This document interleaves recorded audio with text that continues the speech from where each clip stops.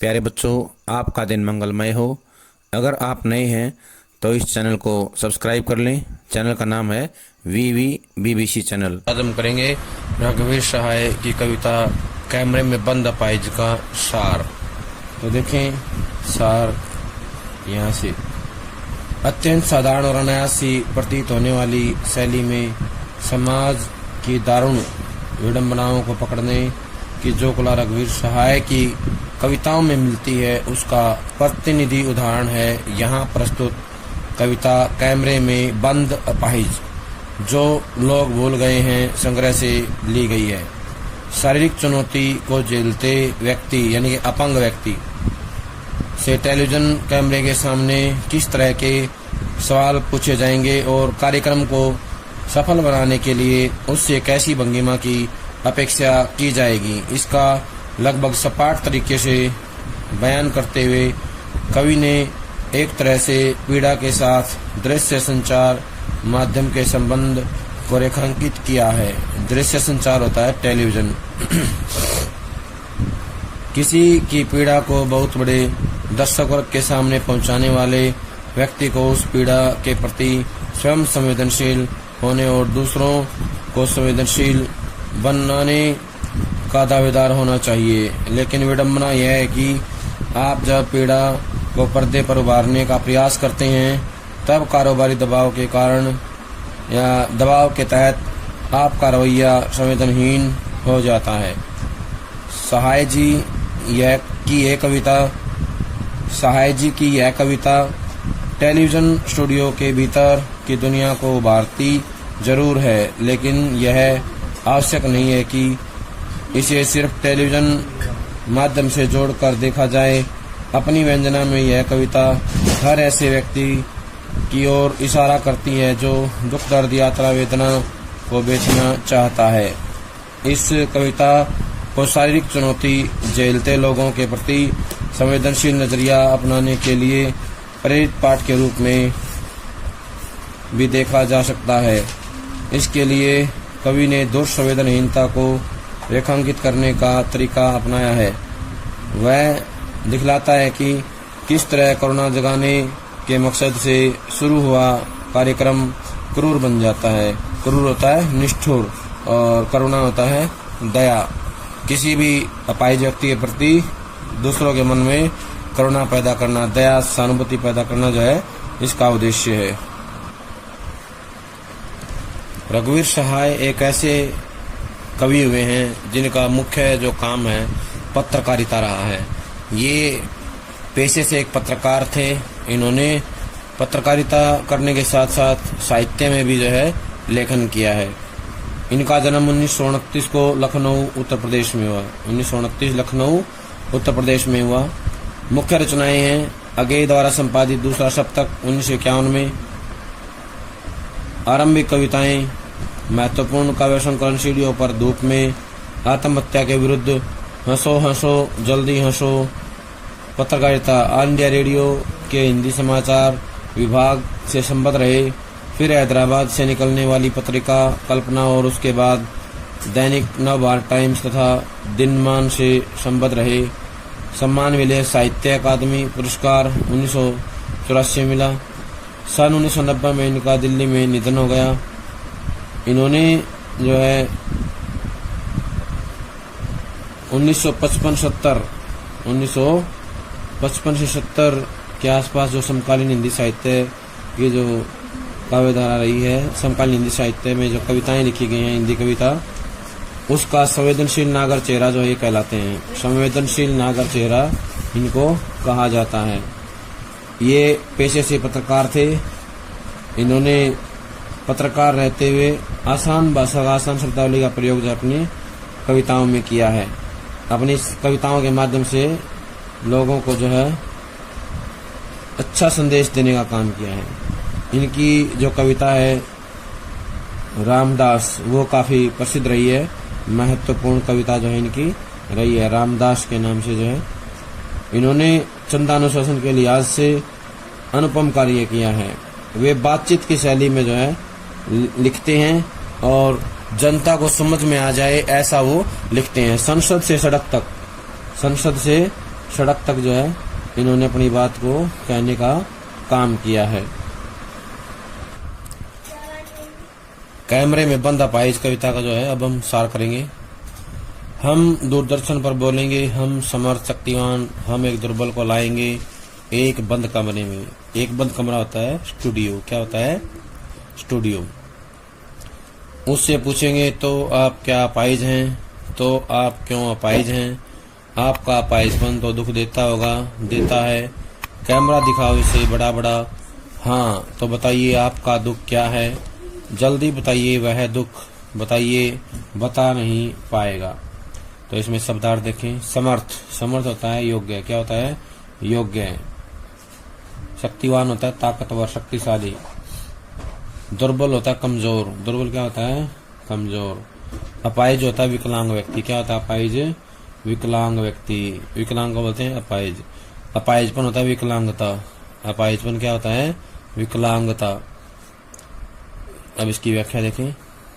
हम दूरदर्शन पर बोलेंगे, हम समर्थ शक्तिवान। वो कहता है कि दूरदर्शन के जो कर्मचारी हैं, दूरदर्शन कर्मी जो हैं, वो कहते हैं कि हम समर्थ हैं। क्या हैं हम समर्थ हैं, हम योग्य हैं और शक्तिशाली हैं, ताकतवर हैं। हम क्या हैं? समर्थ यानी योग्य और शक्तिशाली हैं, क्योंकि वे ऐसा इसलिए कहते हैं कि अपनी बात को सब लोगों तक पहुंचाने में समर्थ हैं। समर्थ मतलब क्या होता है? इस योग्य हैं, इस लायक हैं कि अपनी बात को बहुत सारी जनता के सामने पहुंचाने में योग्य हैं। दूरदर्शन का एक संचालक अपने साथियों से कहता है कि हम स्टूडियो के बंद कमरे में एक कमजोर आदमी को लेके आएंगे। किसको लेके आएंगे? एक कमजोर आदमी को, मजबूर आदमी को या लाचार व्यक्ति को लेके आएंगे और उसे जो है अपने स्टूडियो में लाकर उससे सवाल जवाब करेंगे, प्रश्न पूछेंगे। क्या करेंगे? एक दुर्बल व्यक्ति को लेके आएंगे, कमजोर आदमी को लेके आएंगे अपने स्टूडियो में और उससे जो है प्रश्न पूछेंगे, उससे बातचीत करेंगे, उसे कहेंगे। वह व्यक्ति एक विकलांग होगा या कमजोर व्यक्ति होगा जो अपनी आजीविका नहीं चला सकता, यानी अपना काम नहीं कर सकता है। बंद कमरे में उससे प्रश्न पूछेंगे। उससे पूछा जाएगा कि आप विकलांग हैं, आप जो है अपंग हैं, तो आप क्यों अपंग हैं? अपाहिज हैं मतलब क्यों अपंग हैं, क्यों विकलांग हैं? आप विकलांग हैं तो क्यों हैं, क्या कारण है? इससे पहले कि वह प्रश्न का उत्तर दे, इस पर हम एक और प्रश्न दाग देंगे, एक और प्रश्न पूछेंगे कि आप विकलांग क्यों हैं। हमारा ये प्रश्न बेतुका होगा और वह अपाहिज कुछ समय तक चुप रहेगा, कुछ नहीं बोल पाएगा। हम पुनः यानी दोबारा से वही प्रश्न पूछेंगे, आपको अपाहिज होना क्या सचमुच दुख देता है? यानी कि विकलांग होना वास्तव में ही दुखी करता है, दुख देता है, देता है। फिर हम पूछेंगे, क्या आपको वास्तव में दुख देता है? ये विकलांग होना दुखी करता है? कैमरा दिखाओ इससे बड़ा बड़ा। और हम अपने कैमरामैन से कहेंगे कि हमारी जो बातचीत है इसको कैमरे में जो है बड़ा करके दिखाएं। हाँ तो बताइए आपका दुख क्या है? इस प्रश्न के साथ ही दूरदर्शन संचालक अपने साथी को कहेगा कि अपाहिज जो दुखी है उसके चेहरे की पीड़ा को जो है थोड़ा सा और ज्यादा बड़ा करके दिखाए, लोग उसके दुखी चेहरे को आसानी से व ध्यान से देख सकें। विकलांग को पुनः उत्तेजित करके पूछा जाएगा, हाँ तो बताओ कि आपका दुख क्या है, कष्ट क्या है, आपकी पीड़ा क्या है? समय बीतता जा रहा है, हमें जल्दी से दुख के बारे में बताओ। अंततः या अंत में संचालक को लगेगा कि अपाहिज अपने दुख के बारे में कुछ नहीं बता सकता, तो फिर उसे कहेगा, फिर उसे प्रेरित करेगा कि जल्दी बताइए वह दुख बताइए। कहेगा कि आप जल्दी जल्दी बताएं, शीघ्रता से बताएं आपका वह दुख क्या है, कष्ट क्या है, बता नहीं पाएगा। हम उससे इतने प्रश्न पूछेंगे एक के बाद एक कि वो जो है अपने दुख के बारे में हमें कुछ नहीं कह पाएगा, कुछ नहीं बात कर पाएगा। अब हम करेंगे इससे जुड़े हुए प्रश्न के बारे में। प्रश्न नंबर 1 यही आएगा, कविता और कवि का नाम बताइए। कविता और कवि का नाम बताइए। तो बताएंगे, कविता का नाम है कैमरे में बंद अपाहिज, कवि का नाम है रघुवीर सहाय। रघुवीर सहाय। इस कविता के माध्यम से किस पर व्यंग्य किया है तो बताना है।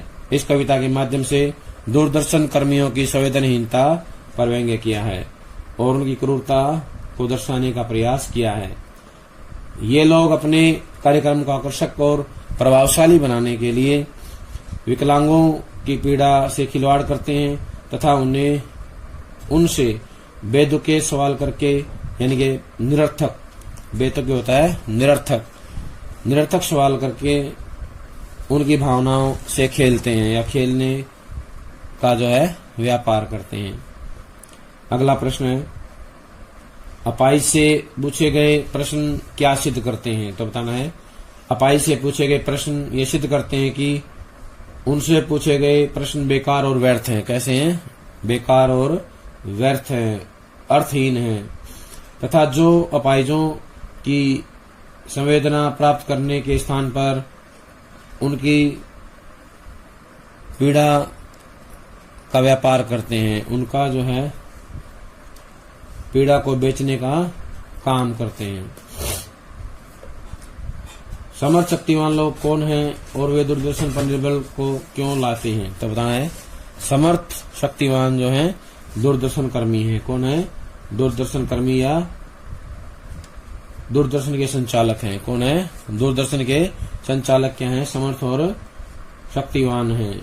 वे विकलांगों तथा दुर्बलों की पीड़ाओं को दर्शक के सामने रखकर अपने कार्यक्रम को इसलिए रोमांचित बनाते हैं ताकि वे अधिक से अधिक पैसा कमा सकें, अधिक से अधिक पैसा कमा सकें। अगला प्रश्न है, हम दूरदर्शन पर बोलेंगे। हम दूरदर्शन पर बोलेंगे, ये कौन है और क्या बोलेंगे बताना है। हम दूरदर्शन बोलेंगे, इसमें दूरदर्शन के संचालक के बारे में बताया गया है। हम दूरदर्शन पर बोलेंगे, इसमें दूरदर्शन के संचालक की ओर बताया गया है और वो कहते हैं कि हम समर्थ और शक्तिवान हैं। क्या बोलते हैं वो?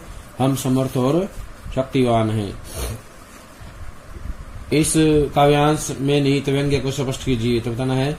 इस काव्यांश में कवि ने सिनेमा जगत तथा उन असमर्थ व्यक्तियों पर व्यंग्य किया है। सिनेमा जगत तथा उन असमर्थ व्यक्तियों पर व्यंग्य किया है जो अपनी विकलांगता को बेचना चाहते हैं, जो अपनी विकलांगता को बेचना चाहते हैं। हम कैमरे के सामने अपाहिज से क्या प्रश्न पूछेंगे तो बताना है। हम पूछेंगे, आप क्यों अपाहिज हैं? क्या आपका अपाहिजपन आपको दुख देता है? इस प्रकार के प्रश्न पूछे जाएंगे। अपाहिज क्या नहीं बता पाएगा तो बताना है। अपाहिज व्यक्ति अपने दुख को नहीं बता पाएगा। क्या नहीं बता पाएगा? अपने दुख के बारे में नहीं बता पाएगा। इसका काव्य सौंदर्य देखें।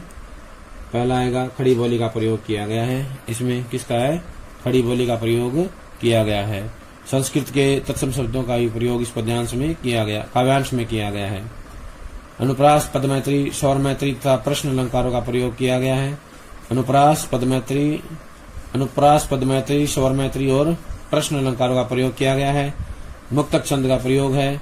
बिंब योजना अत्यंत सार्थक है। बिंब योजना अत्यंत सार्थक जो है। कवि ने इस काव्यांश में शारीरिक रूप से दुर्बल व्यक्ति के प्रति संवेदना व्यक्त की है। क्या क्या है? शारीरिक रूप से दुर्बल व्यक्ति के प्रति संवेदना व्यक्त की है। प्यारे बच्चों, ये थी हमारी कविता कैमरे में बंद अपाहिज की व्याख्या। दूसरे पदों की व्याख्या आती है, उससे पहले इसको याद कर लें। सभी का बहुत बहुत धन्यवाद।